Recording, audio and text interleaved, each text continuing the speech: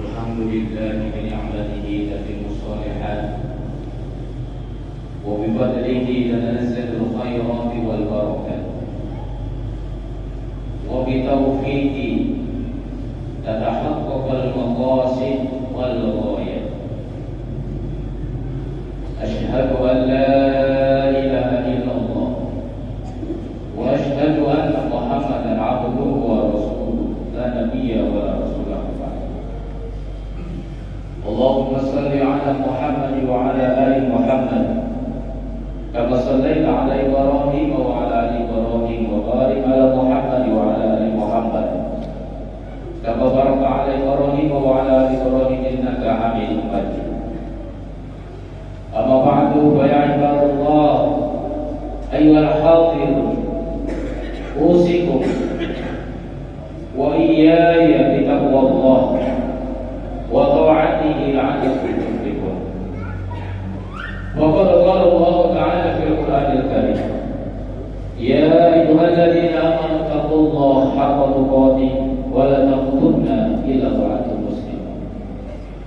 Wa qala ta'ala aidan, ya ayyuhan nasu taqu rabbakum alladzi khalaqakum min nafsin wahidah wa khalaqa minha zawjaha وبث منهما رجالا كثيرا ونساء واتقوا الله الذي تساءلون به والارحام ان الله كان عليكم رقيبا.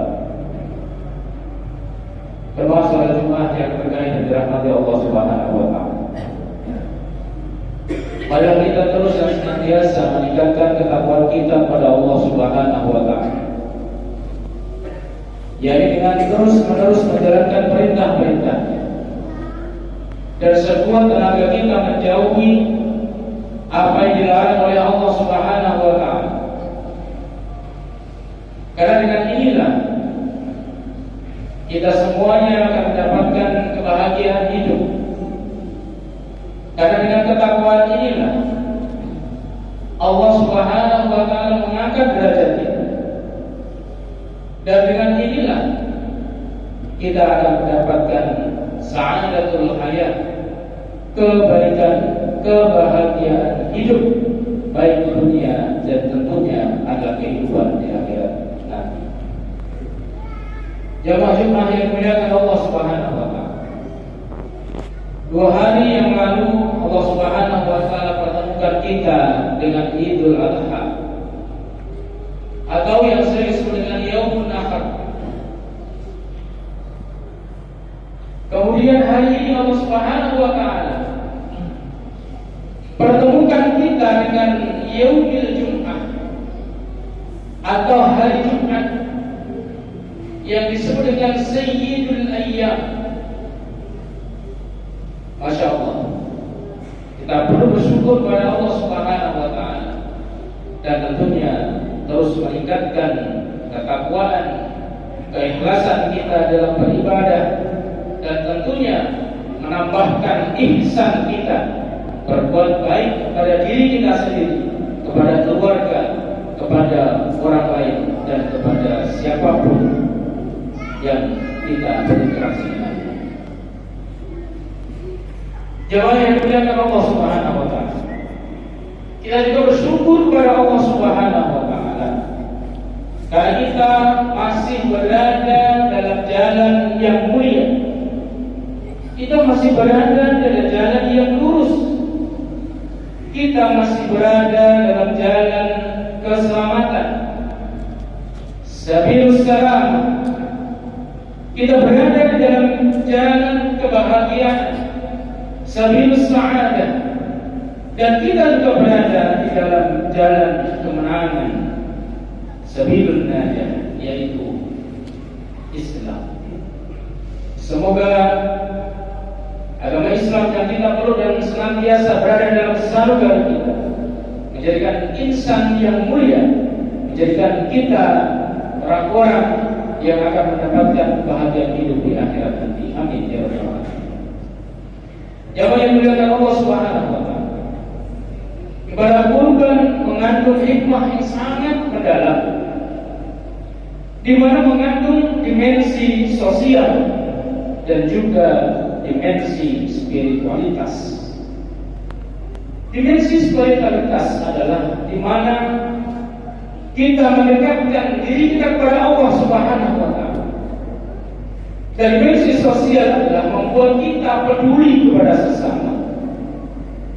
Kita mencoba untuk membantu, membahagiakan orang lain. Itu adalah bagian daripada dimensi sosial yang ada pada nilai kurban. Sungguh, spirit kurban ini harus kita lanjutkan pasca berkurban. Spirit kurban harus selalu ada di dalam diri kita. Sungguh, spirit yang harus kita miliki yaitu spirit kurban atau adhiyah dan juga tadhiyah atau pengorbanan. Itu selalu ada dalam diri kita. Spirit adhiyah harus ada dalam waktu-waktu kita, setiap masa, bahkan setiap bulan, setiap satuan waktu dalam kehidupan kita. Spirit terus untuk peduli pada sesama, spirit untuk menebar kebermanfaatan, spirit untuk mengorbankan sesuatu yang berharga di dalam diri kita. Selain kata adhiyah atau yang sering disebut dengan kurban, dalam Islam kita juga dikenalkan kata at-tadhiyah atau artinya adalah pengorbanan. Spirit kurban yang dilanjutkan dalam setiap fragmen kehidupan itu tidak lain adalah at-tadhiyah, pengorbanan. Jamaah yang dimuliakan Allah Subhanahu wa taala, sejak Islam dikumandangkan, sejak Nabi Muhammad SAW diangkat menjadi Nabi dan juga Rasul, maka sejak saat itu pula sejarah pengorbanan dimulai, baik harta, waktu, pikiran, bahkan nyawa sekalipun. Rasulullah dengan sang istri yaitu Khadijah menghabiskan hartanya digunakan dalam rangka menyebarkan dakwah Islam, dakwah tauhid. Begitu pula diikuti oleh para sahabat-sahabatnya. Kita sudah tahu bagaimana kedermawanan daripada Abu Bakar As-Siddiq yang mensedekahkan seluruh hartanya di jalan Allah, bahkan tidak ditinggalkan sedikit pun untuk keluarganya. Dan ketika ditanya, apa yang kau sisakan kepada keluarga? Apa itu Allah wa Rasuluh?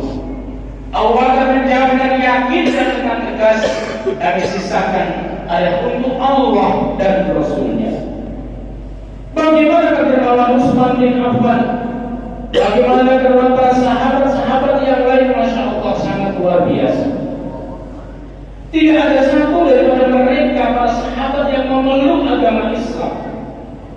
Kecuali setelah itu mereka segera mengorbankan apa yang ia miliki, baik waktu, tenaga, untuk membela Islam. Pengorbanan pemikiran pun juga dilakukan para sahabat-sahabat. Bahkan pengorbanan nyawa pun tidak harus korbankan.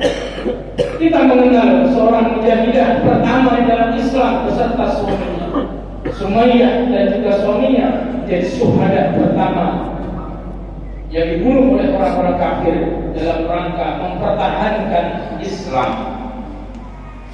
Jemaah yang dimuliakan Allah Subhanahu wa taala, saat ini di negeri kita tidak menjumpai jihad fisabilillah yang memberi kesempatan mengorbankan nyawa. Namun demikian, medan pengorbanan lain masih terbuka luas bagi kita. Siapa yang menjaga spirit itu, maka mereka sudah berkesempatan untuk menyusul orang-orang terbaik dari tempat-tempat terbaik yang telah dipersiapkan oleh Allah Subhanahu wa taala. Bagaimana cara kita agar kita selalu menanamkan sifat tadhiyah, sifat pengorbanan? Yang pertama adalah kita senantiasa berdakwah amar ma'ruf nahi munkar. Sebagaimana termaktub dalam surah Al-Imran ayat 104. A'udzu billahi minasyaitonir rajim. Bismillahirrahmanirrahim. Wal takum minkum ummatin yad'una ila al-khair wa ya'muruna bil ma'ruf wa yanhauna 'anil munkar wa ulaika humul muflihun. Surat Al-Imran ayat 104 ini menjadi jantung dasar warga Muhammadiyah di dalam berjuang untuk menegakkan amar ma'ruf nahi munkar. Dan hendaklah kita menjadi sebuah umat yang terus menyeru kepada kebaikan. Yad'una ilal khair. Ini harus kita garis bawahi, bahwa medan untuk melakukan pengorbanan diri kita adalah bagaimana kita terus mengajak yad'una ilal khair, kepada kebaikan, wa ya'muruna bil ma'ruf, dan berusaha untuk menghalang-halangi ya'muruna bil ma'ruf, mengajak kepada kebaikan, wa yanhauna 'anil munkar, dan menghalangi daripada kemungkaran. Wa ulaika humul muflihun. Maka kata Allah Subhanahu wa taala, mereka itu termasuk orang-orang yang beruntung. Jemaah yang dimuliakan Allah Subhanahu wa taala, bagaimana spirit pengorbanan itu juga harus ada dalam diri kita.